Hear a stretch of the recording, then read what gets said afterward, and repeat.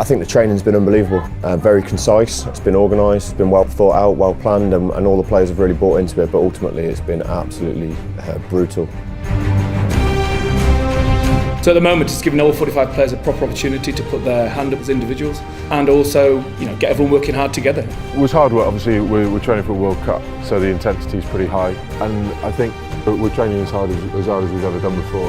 Yeah, I've definitely never trained this hard before.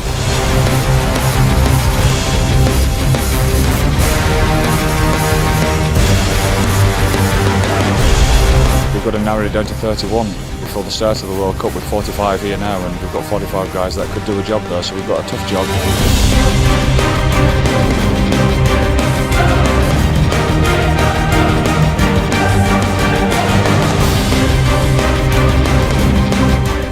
Heavy lifting, the running sessions, it's just pushing yourselves on. We're in Denver for a couple of weeks, bit of altitude, warm weather. The couple of weeks out in Denver really stand out for me as being the real defining moments. As soon as you got a mile up in the air, it was pretty brutal. The altitude and the heat. A very tough environment for the players to train in, so the benefits they'll get from that will be massive.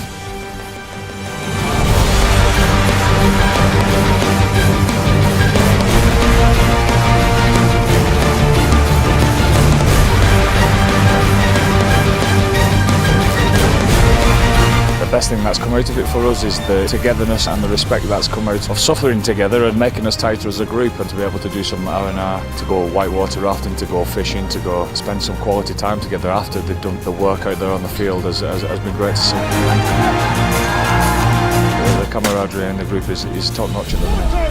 It's nice to see the boys gelling together as a group and spending time together, and also that bond comes from working hard together as well, and some of the sessions have been tough, so you've got to dig in together and pull each other through, and I think the whole thing has worked from that dynamic without a doubt. Back here now at Penny Hill Park, starting to think a little bit more game orientated. Yeah, a few boys on edge as well, so the cuts are coming up, and so I think the intensity in training is going to be lifted again. I think the boys are still going to be pushing themselves, and there's going to be a few sore bodies at the end of the week. We've put them to the sword quite a bit, and some of the training sessions have been really gruesome. I've always considered myself fit and hard working, but the running, I've found new levels of running fitness and mental toughness, and then making sure that you put all of that into good practice when it's rugby as well. But I'm looking forward to seeing our training coming to fruition on the field. Collective will of the team pushes you that little bit more, and when everyone's digging in together and when you really have a common purpose and we've all bought into that, you just get that extra few percent out of yourself.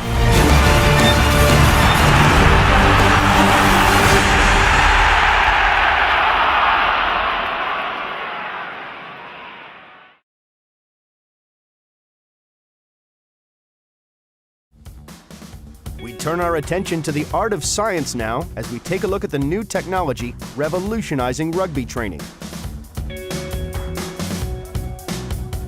Rugby is a contact sport which demands strength, speed, and stamina.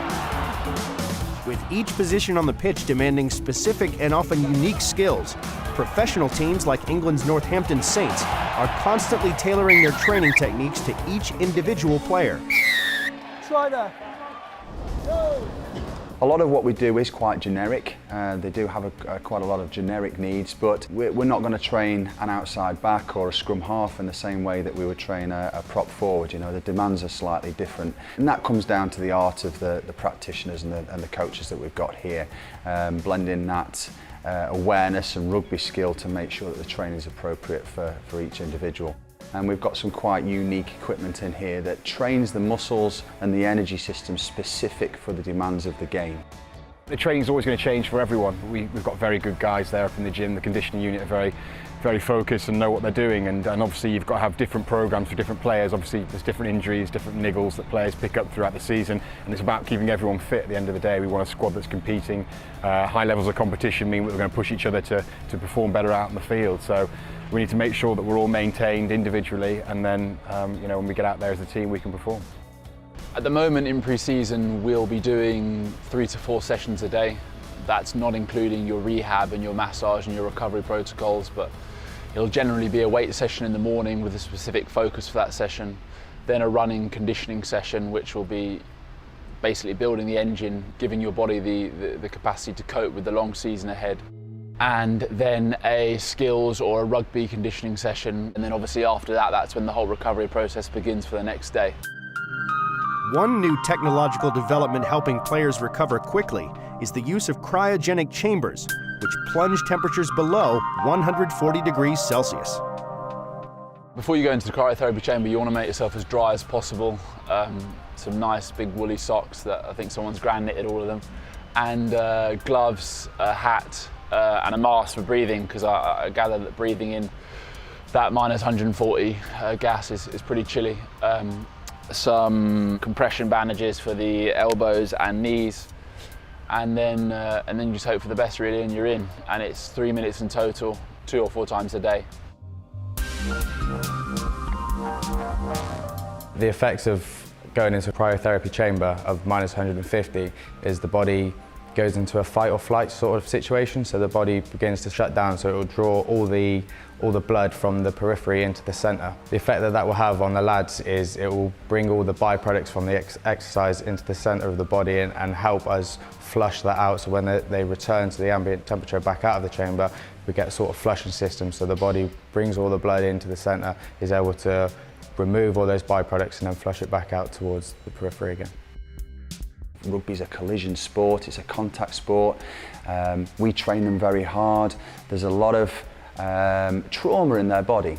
So we're trying to offset that. So the inflammatory response, cryotherapy has had a positive effect on that.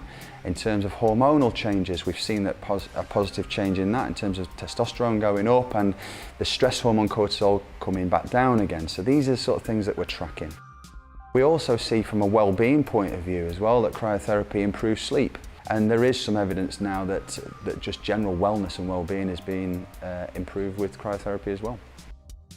The player welfare is our biggest goal. They're no use to us if they're not available to perform as best they can on Saturday. So there's no egos here. We're not trying to drive the programme that we want them to do. We want them to lift this weight on this day. That's not what we're interested in. We're interested in getting our lads in the right sort of shape, physically and mentally, to perform on a Saturday and ultimately win games.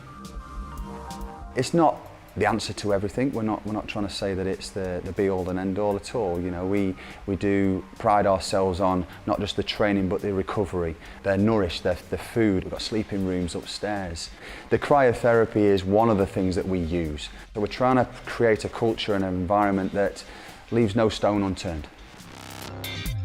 It's the 1% and 2%, and that's what the difference is at the very top of the game. And for us, I think that's what this club needs, just to make sure that we're doing everything that we can to get ourselves ahead of the competition. And I think that cryotherapy is definitely one of the tools that we can use to do that.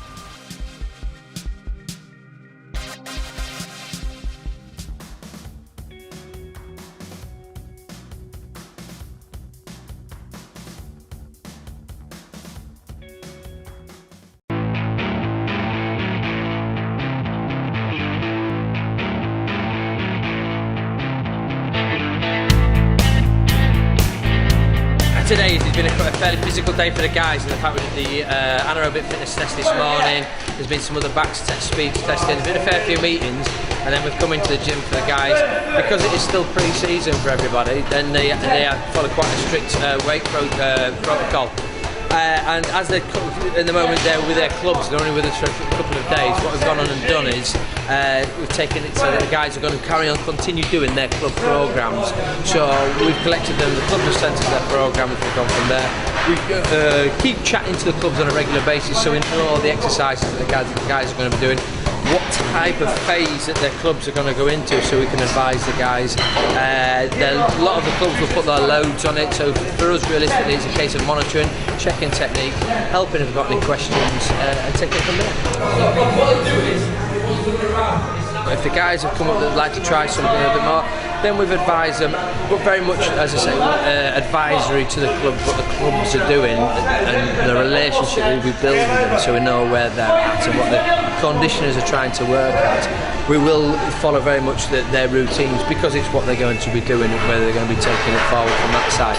Now, if there is something that they want to pick up in particular, as in a couple of guys have had some injuries or coming back from surgery, and so advisement through the physios, we've taken a little bit of their rehab forward, then we've actually we're just working our way through there by putting little sessions in for them at the end, little top-up sessions accordingly to their particular condition. Somebody who's coming back from surgery might not be able to do a full programme with us, so by just manipulating it slightly, we've actually found that we can go forward from there.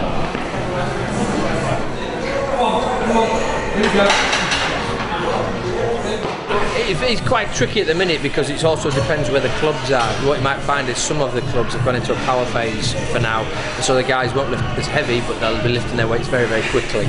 Some of them are guys, these guys in particular, a lot of them have just come back from the tour, they've had some time off, so their pre-season's a little bit earlier, so they'll then be lifting heavier to build a strength base, to build up some volume of training, to some volume of load. So they may find it there. So it's a little bit tricky at the moment because not everybody's on the same programme, not everybody's in the same phase. Some people have come back earlier, so therefore they'll be a bit further down the programme. Some are later, so they'll be earlier in the session. So it's very much on where the programme, where they sit, will dictate what the guys have been doing.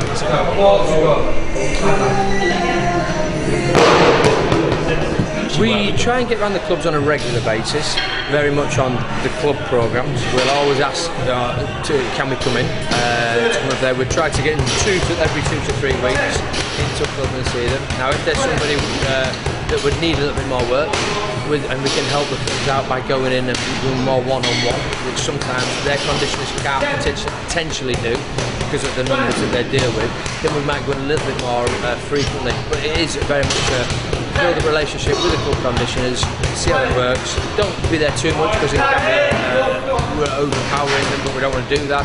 Come in on a very regular basis so we can keep in touch with guys along those lines. We also can email. We're setting up a new, trying to set up now a new app there where we'll be able to FaceTime people and communicate issues and documentation and things with those things like that. So our contact is as much as possible, but not too overpowering. They have their own way of doing things, they have their own particular view, and they have their own particular methods, and we just look into it, see what the guys are doing, understand it, and then during this phase we'll take on that protocol, take on that aspect. Take it easy, baby.